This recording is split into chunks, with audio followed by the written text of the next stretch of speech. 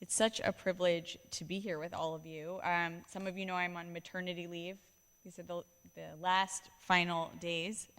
So I got dressed for all of you, which feels really good. But it's just so lovely to bring in Shabbat with each of you. There is an idea in the field of genetics that our DNA inherits trauma and that our bodies pass on remnants of pain. This concept is known as epigenetics, a fascinating, albeit controversial area of research. It implies that what we experience during a particularly stressful or difficult situation will leave an indelible mark on our DNA and therefore on future generations.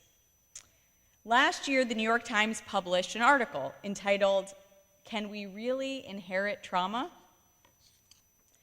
The article explains that the field of epigenetics gained momentum only about a decade ago when scientists reported that children in the womb who were exposed to the Dutch hunger winter, a period of famine towards the end of World War II, carried a particular chemical mark or an epigenetic signature on one of their genes. The findings since have intensified and generated more studies of the descendants of Holocaust survivors, of victims of poverty, that hint that the notion of trauma is inherited. If these studies hold up, they would suggest that we inherit some trace of our parents' and even our grandparents' past experience, particularly their suffering, which in turn influences our day-to-day lives. In the Jewish community, much of our collective identity is built on a version of this idea. Think Passover Seder. How many times have we said, "My father was a wandering Aramean.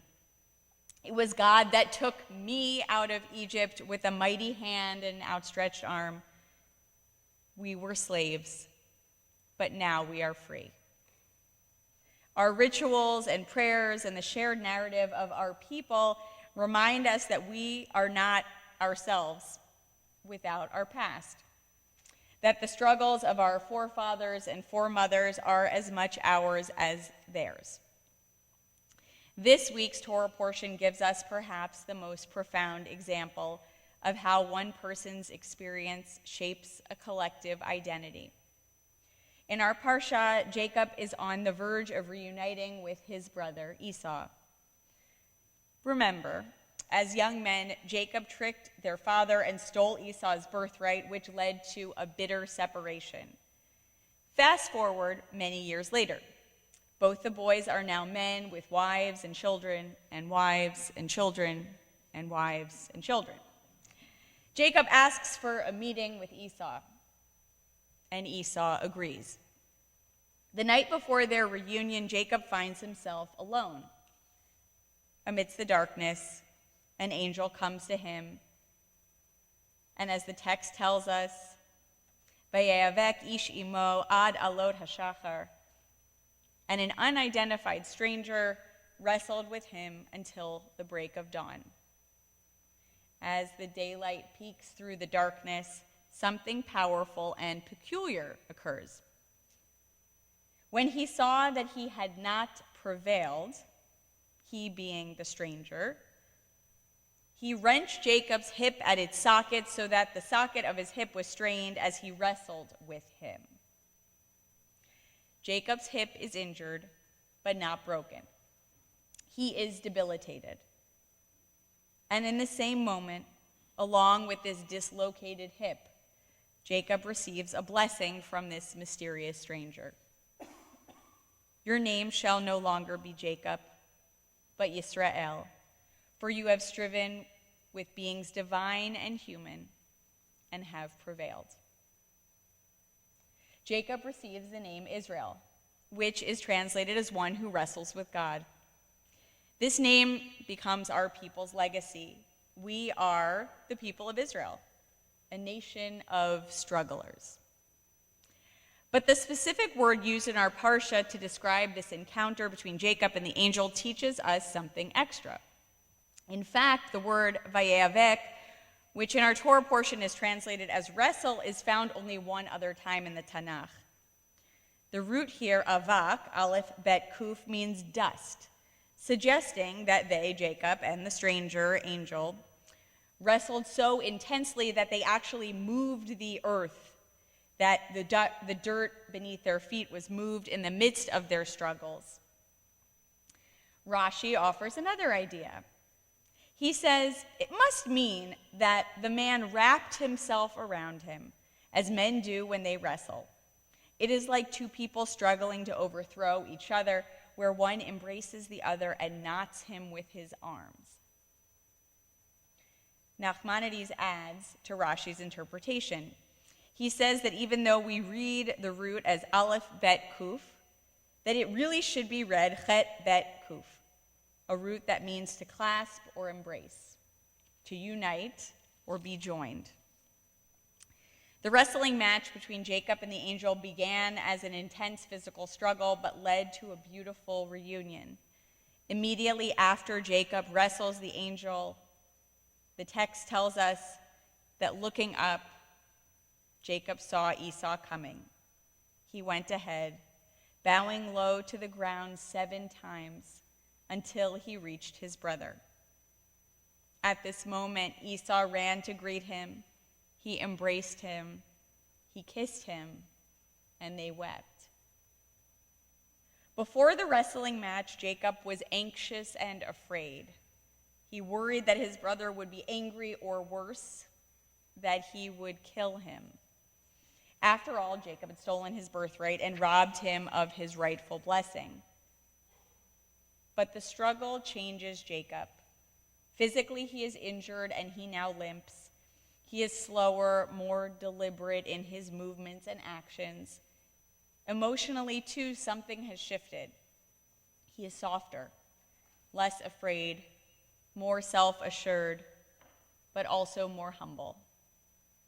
Jacob emerges from his struggle with a newfound humility and peace.